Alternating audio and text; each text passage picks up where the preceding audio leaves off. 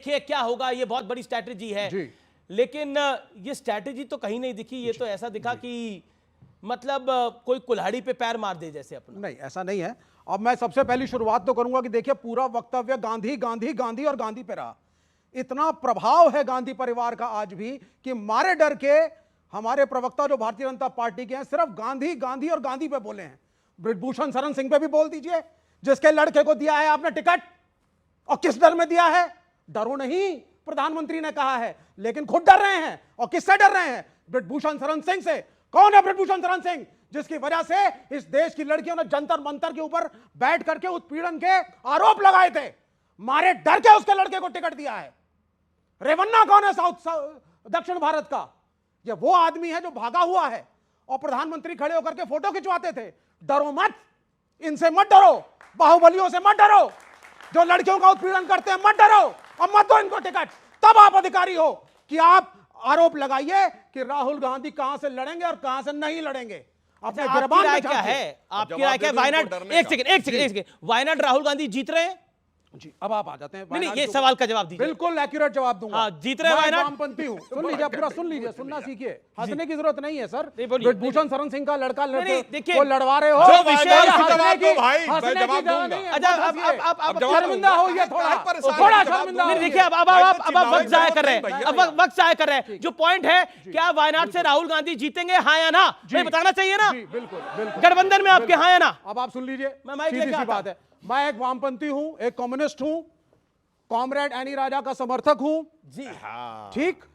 और जब वहां पे चुनाव हुआ, कम्युनिस्टों ने कॉमरेड एनी राजा के लिए कैनवसिंग करी। अरे राहुल जीतेंगे अरे नहीं सुन जीतेंगे? लीजिए ना सर, लेकिन 70 साल का जो इतिहास वामपंथियों का रहा है कांग्रेस के साथ, केरल में हम उनसे लड़ते जरूर रहे हैं, केंद्र में हमने उनको समर्थन अरे देकर राहुल जीतेंगे कि नहीं सरकार जीतेंगे? बनाया है। वो रिजल्ट आएगा। रायबरेली जीत रहे हैं, मतलब वायनाड हार रहे हैं? आपको लग रहा है? रायबरेली जीत रहे हैं, रायबरेली वायनाड, जीतेंगे। वायनाड का रिजल्ट बताएगा। विवेक श्रीवास्तव, डरो मत, बता दो ना वायनाड में क्या होगा। ये और बता मैं दिया, इनको उन्होंने बता बता दूं। दिया। ये सवाल आचार्य जी, ही- आचार्य जी, अब एक गंभीर बात एक सेकंड, आचार्य जी के पास आता हूं मैं। आचार्य जी देखिए, सबसे पहले तो आपका जोरदार तालियों से एक बार फिर अभिनंदन है कि ऐसा आपके समर्थक कह रहे हैं, देश की पब्लिक कह रही है कि अब आप राइट जगह में आ गए हैं, राइट जगह पे आ गए हैं। लेकिन पॉइंट ये है मेरा, नहीं राइट नहीं, एक लाइन बोल दूं जी। महाभारत में एक ही आचार्य विदुर जो थे कौरवों के पक्ष में खड़े थे, उसके बाद भी कौरव हार गए थे। अब तो इकलौते धर्माचार्य भी इधर आ गए हैं, तो अब पराजय तय है। आचार्य जी, ये कौन एडवाइस कर रहा है राहुल जी को? ये आपकी तो आज सुबह सुबह 2-3 नेताओं से कांग्रेस की बात हुई होगी, तो किसने एडवाइस करा ये इस तरह की रणनीति करो? आप चाहते हो वो कांग्रेस के नेता भी कांग्रेस से बाहर कर दिए जाएं? आप चाहते क्या है? मैं क्या चाहूंगा, कांग्रेस में ही काफी लोग बहुत कुछ चाह रहे हैं लग रहा है। देखिए, मुझे लगता है कि राहुल गांधी जी को अमेठी लड़ना चाहिए था, क्योंकि राहुल गांधी एक ऐसे नेता हैं जो कांग्रेस के सर्वमान्य नेता के रूप में उभरे हैं और पिछले 14-15 सालों से उनका एक छत्र राज कांग्रेस में है। उन्हीं के फैसले हैं। और जब सेनापति, जब राजा युद्ध से बाहर जाता है तो फिर सैनिकों का मनोबल टूट जाता है। तो राहुल गांधी अगर अमेठी से लड़ते तो ये मैसेज जाता कि वाकई राहुल गांधी डरते नहीं हैं। लेकिन राहुल गांधी बिल्कुल सबसे ये कह रहे थे कि डरो मत। बल्कि कांग्रेस की वर्किंग कमेटी में जब उनका भाषण हुआ तो उन्होंने कांग्रेस के तमाम नेताओं से कहा कि डरो मत। जब उदयपुर चिंतन शिविर हुआ, मैं पॉलिटिकल अफेयर्स कमेटी का मेंबर था, मैं भी उस कमेटी में था, तो राहुल जी ने उसमें भी कहा कि डरो मत। उन्होंने पब्लिक मीटिंग में भी कहा कि डरो मत। उन्होंने मीडिया के लोगों को कहा कि डरो मत। लेकिन यहाँ कह रहे हैं अमेठी से लड़ो मत।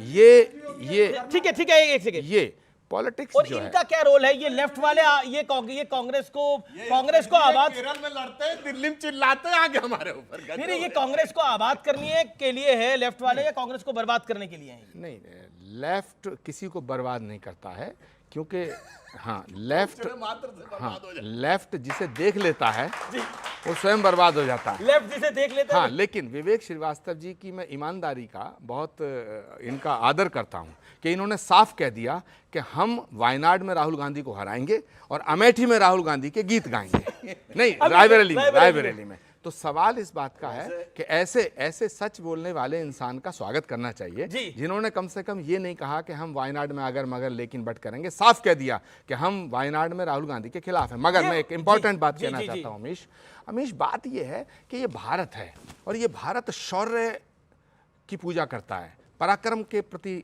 नमन करता, पराक्रम को प्रणाम करता है। ये भारत है जहां, ये शिवाजी का भारत है, छत्रपति शिवाजी महाराज का सर्वस्व निछावर हो गया लेकिन औरंगजेब को सजदा नहीं किया। ये महाराणा प्रताप का भारत है, ये महाराणा प्रताप की भूमि है, ये महाराणा प्रताप की भूमि है जहां उन्होंने घास की रोटी खाना स्वीकार किया लेकिन अकबर के आगे सर झुकाना स्वीकार नहीं किया। तो ये जो भारत है, ये जो भारत की जनता है, ये योद्धा को चुनती है। और आज राहुल गांधी जी ने जो फैसला लिया है उससे ये मैसेज गया है कि राहुल गांधी अब योद्धा नहीं रहे हैं, योद्धा नहीं रहे नहीं रहे। ठीक है, राजकोट में मैं आ रहा हूं, मैं राजकुमार भाटी। तो इन्होंने